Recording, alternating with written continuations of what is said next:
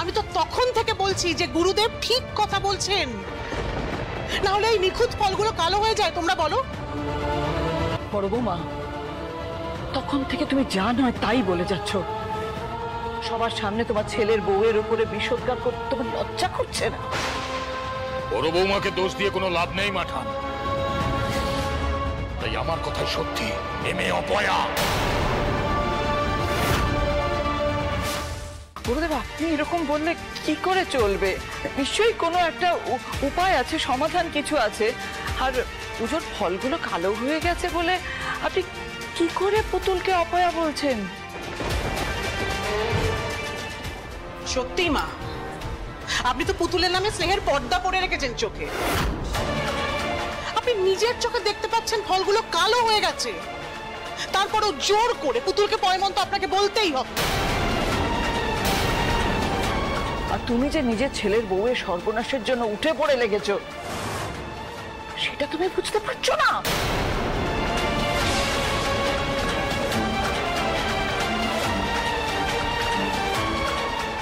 পুতুল, দাঁড়ানো, ওদিকে কিছু এক্সট্রা ফল আছে, চট করে নিয়ে চলে।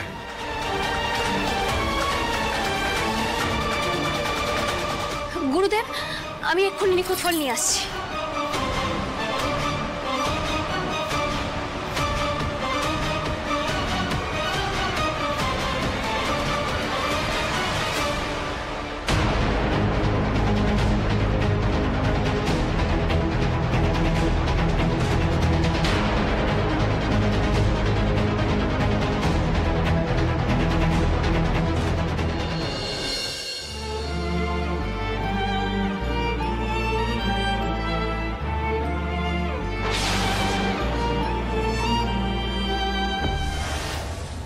এই দেখুন গুরুদেব, এই ফলগুলোতে কোনো দাগ নেই। তাহলে এই ফল নৈবেদ্যতে দেয়া যাবে তো? বেশ,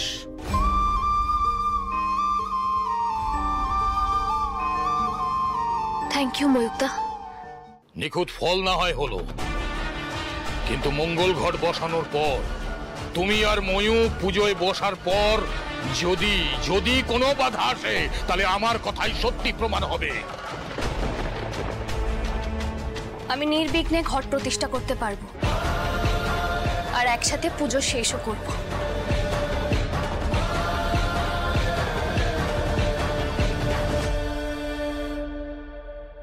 কি হলো?